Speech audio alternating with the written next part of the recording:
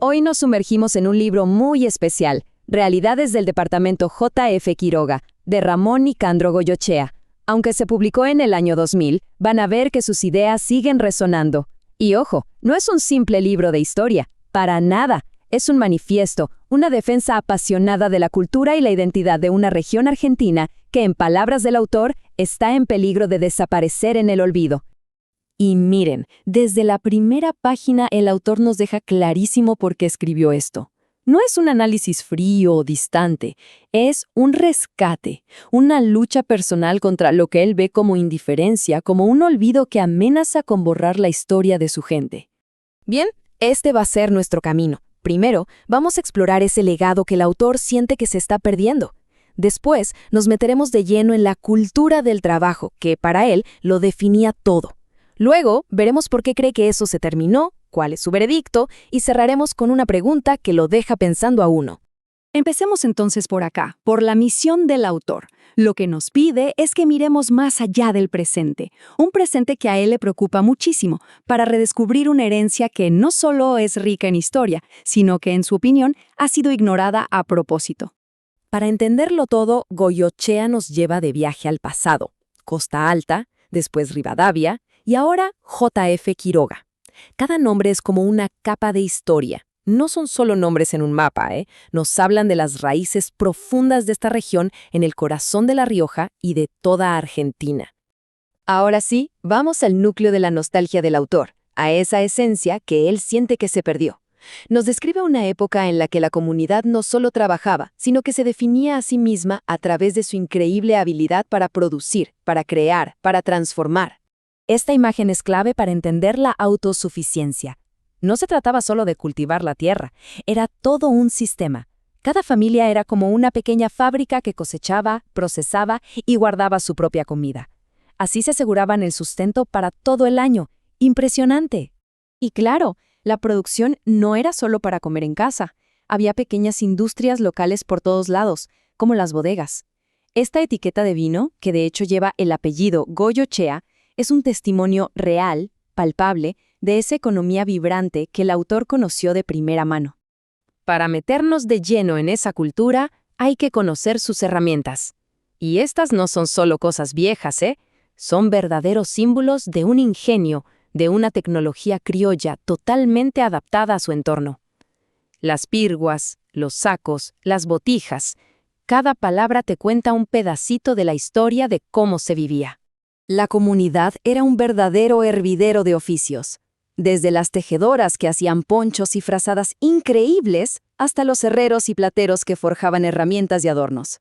Absolutamente todo se hacía a mano, con un saber que pasaba de padres a hijos. Y acá hay un punto que es fundamental en su argumento. El trabajo manual no era visto como algo menor, para nada. Goyoechea insiste en que era un valor central que definía a toda la sociedad. Que un director de escuela fuera también talabartero no era algo raro, era el reflejo de una cultura que dignificaba el saber hacer con las manos. Pero ojo, que no se piense que el autor idealiza un pasado solamente rural. Él argumenta que esa misma cultura del esfuerzo y de la disciplina fue la que forjó también a un montón de profesionales e intelectuales que aportaron muchísimo al desarrollo de la provincia y del país. Y acá, la historia da un giro bien dramático. Pasamos de celebrar ese pasado productivo a la denuncia de un presente que, para el autor, lo ha traicionado por completo. Este cuadro resume perfectamente la tesis central de Goyoechea. Él plantea que se pasó de un modelo donde la familia era el núcleo de producción, totalmente soberana, a otro donde el Estado es el patrón, que según denuncia fomenta la dependencia a través de dádivas electoralistas. En sus propias palabras, el autor expresa una sensación de pérdida tremenda. Critica a un Estado que, desde su punto de vista, se volvió demasiado paternalista y cambió la responsabilidad de cada uno y la cultura del trabajo por una tutela que él considera muy dañina. Esta foto de una casa en ruinas es una metáfora visual muy potente de lo que dice el autor. Para él, así como se caen los muros de adobe, también se vino abajo la estructura familiar como pilar económico. Antes, construir tu propia casa era un deber, sí, pero también un símbolo de independencia. Bueno, veamos cómo sigue esta crítica. Porque el autor no se queda solo en la nostalgia, Él busca responsables y expone, sin pelos en la lengua, su diagnóstico sobre por qué pasó todo esto. Acá la crítica es directa, es mordaz. Goyoechea muestra una desconfianza total hacia la clase política, a la que acusa, básicamente, de poner sus intereses por delante y de haber corrompido los valores de la sociedad. El autor describe lo que él considera un mecanismo deliberado. La dependencia no sería un accidente, sino una herramienta política para mantenerse en el poder. Al fomentar lo que él llama ociosidad, argumenta, se destruye la base de la soberanía de cada persona y, por lo tanto, la de todo el país. Pero no todo es crítica. Frente a su diagnóstico, el autor propone un modelo económico bien claro, paso a paso. Primero, sacar la riqueza de la tierra.